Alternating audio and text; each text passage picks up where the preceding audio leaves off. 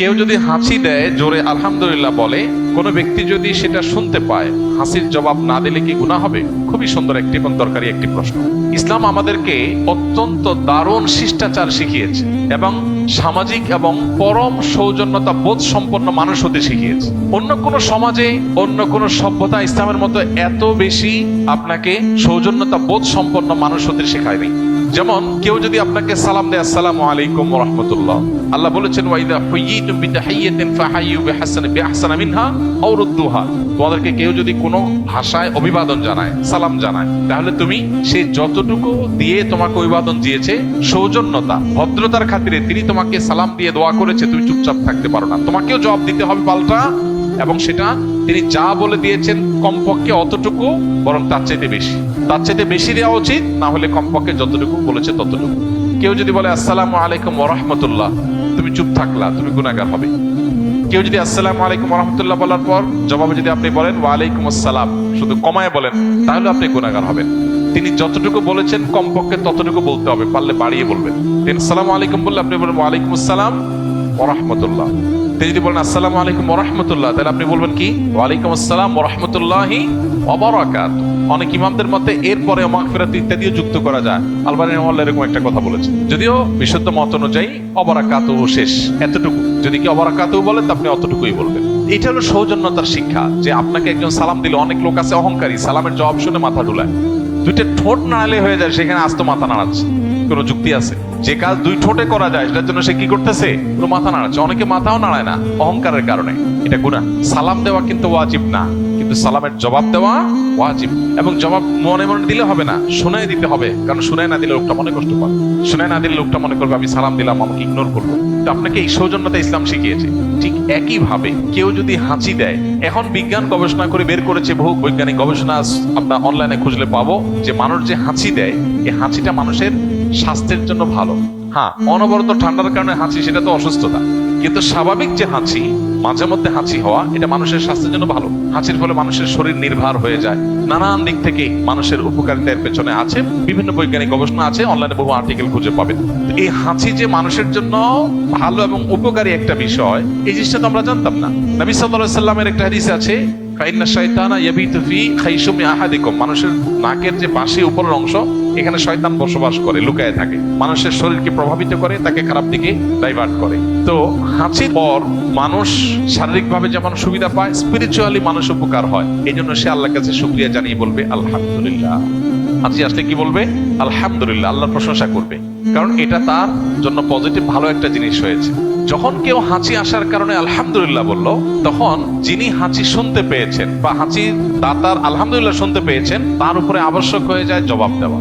এই যে সৌজন্যতার শিক্ষা। হ্যাঁ, হাঁচি যখন আসবে, হাঁচির ফলে নাক থেকে অনেক সময় ময়লা বের হয়, পানি বের হয়, গন্ধ ছড়াতে পারে, আশপাশে মানুষের কষ্ট হতে পারে। সেজন্য আমাদের হাঁচি বিভিন্ন উপায়ে আমরা সেটা যাতে অন্য পরিবেশকে নষ্ট না করে, অন্য মানুষকে নষ্ট না করে, সেজন্য আমরা হাতে, নিজের কাপড়ে, অন্য কিছুতে, টিস্যু বা কিছু দিয়ে আমরা হাঁচি দেবো। সেটা তো অবশ্যই পার্ট অফ সৌজন্যতা, সেটা আমরা করবোই।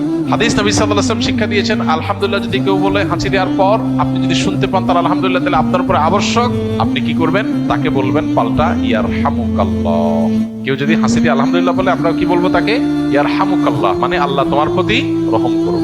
ওই ব্যক্তির আবার কর্তব্য হলো যে সে যে আমার হাসির জবাব শুনে আমাকে দোয়া দিল, আল্লাহ তোমার প্রতি রহম করুক বললো, তাহলে আমিও তার প্রতি দোয়া নিবেদন করব। তখন তার জন্য কর্তব্য হয় তাকে একটা দোয়া দেওয়া। কি সেটা? ইয়াহদিকুমুল্লাহ ওয়া ইউসলিহ বালাকুম। বাস এতটুকু এন্ডিং, এরপর আর পাল্টাপাল্টি নাই, তাহলে তো সারাদিন দিতে থাকতে হবে। তাহলে আলহামদুলিল্লাহ বললে হাসি দেওয়ার পর জবাবে কি বলতে হবে? ইয়ারহামুকাল্লাহ। ইয়ারহামুকাল্লাহ শোনার পর যিনি হাসি দিয়েছেন তার আবার জবাবে কি বলতে হবে? প্রত্যুত্তরে কি বলতে হবে? ইয়াহদিকুমুল্লাহ ওয়া ইউসলিহ বালাকুম। কত চমৎকার অর্থবহ দোয়া। আল্লাহ আপনাকে হেদায়েত দান করুক, সঠিক পথ দেখাক, এবং আপনার অবস্থা সংশোধন করে দিন, আপনার অবস্থা ঠিকঠাক করে দিন। একটা দোয়া। আমরা তো কত কথাই বলি, আজকাল দেখবেন একজন আরেকজনে দেখা হলে একটু বেশি আধুনিক হয়ে যাচ্ছি, তো আমরা দিন থেকে সরে যাচ্ছি, এটার নাম দিয়েছে আধুনিকতা। তো দেখা হলে বলে হাই হাই বাই করলে কি হবে?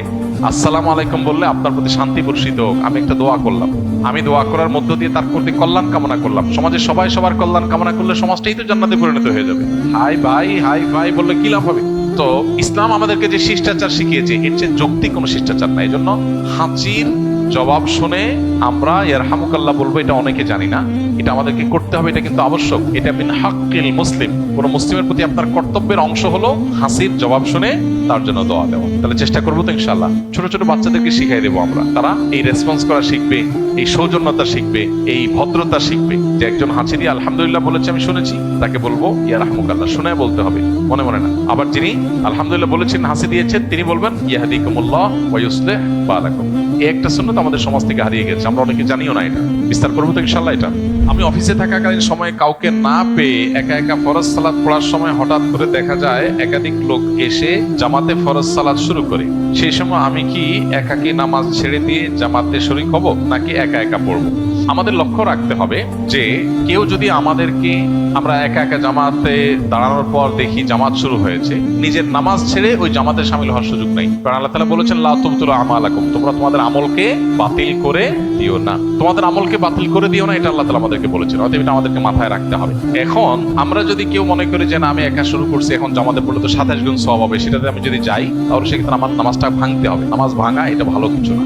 হ্যাঁ, মানুষ নামাজ ভাঙতে পারে নিরুপায় হয়ে, কোনো বিপদ হয়েছে, কোনো বিশেষ কারণে নামাজ ভাঙতে হয়েছে, ওযু ভাঙছে সেজন্য ভাঙতে হয়েছে, এটা ভিন্ন কথা। কিন্তু আপনি অতিরিক্ত সওয়াবের জন্য এটা করতে পারেন না। আপনার দাঁড়ানোর আগে চিন্তা করা দরকার ছিল যে আশপাশে জামাতের কোনো ব্যবস্থা আছে কিনা, সেই জিনিসটা আমাদেরকে লক্ষ্য রাখতে হবে। আল্লাহ আমাদেরকে বোঝার তৌফিক দান করুন। এমন কোন দোয়া আছে কিনা যা পড়ে সন্তানের মাথায় ফু দিলে জ্ঞান বুদ্ধি বৃদ্ধি পাবে? সন্তানের জ্ঞান বুদ্ধি বৃদ্ধি পাওয়ার জন্য প্রথমত বাবা মা আল্লাহ সুবহানাহু ওয়া তাআলার কাছে তাদের জন্য দোয়া করবে আর তাদেরকে দোয়া শিখাবে। নবী করিম সাল্লাল্লাহু আলাইহি ওয়াসাল্লাম প্রতিদিন সকালে এবং সন্ধ্যায় দোয়া পড়তেন, বিভিন্ন রকমের দোয়া পড়তেন। সকালে একটা দোয়া তিনি পড়তেন, আল্লাহুম্মা ইন্নী আসআলুকা ইলমান নাফিআ, আল্লাহ আপনার কাছে উপকারী জ্ঞান চাই, উপকারী জ্ঞান চাই, উপকারী জ্ঞান বুদ্ধি যেন আমাদের বাড়ে, সেই জন্য আমরা প্রত্যেকে যার যার জন্য দোয়া করব। বাচ্চাকে দোয়া শিখিয়ে দেন, আপনি দোয়া পড়ে ফু না দিয়ে বাচ্চাকে শিখান তুমি আল্লাহর কাছে উপকারী জ্ঞান চাও, আল্লাহ তাকে উপকারী জ্ঞান দেবে ইনশাআল্লাহ। তাছাড়া উপকারী জ্ঞানের পথে যে সমস্ত অন্তরায় আছে, মোবাইল ফোনের নেশা, তারপরে সোশ্যাল মিডিয়ার আসক্তি, টেলিভিশন সহ বিভিন্ন রকমের ডোপামিনের যে আসক্তি আমাদের শিশুদেরকে ধ্বংসের দ্বার প্রান্তে নিয়ে যাচ্ছে, সেখান থেকে শিশুকে আপনি রক্ষা করেন, শিশুর মেধা নষ্ট হওয়ার পথগুলো থেকে রক্ষা করেন, ইনশাআল্লাহ অটোমেটিক সে মেধাবী হবে, সে বুদ্ধিমান হবে। এবং আল্লাহ তাআলার কাছে দোয়া যখন করবো ইনশাআল্লাহ শিশুকে আল্লাহ তাআলা তার জীবনে, তার জ্ঞানে গুণে এবং সবকিছুতে বারাকা দান করবেন। আমি এক স্থানে আসরের ফরজ সালাত জামাতে পড়তে গেলে প্রথম রাকাত সূরা ফাতিহার পরে সূরা মিলানোর আগেই রুকুতে চলে যায়, এমত অবস্থায় করণীয় কি?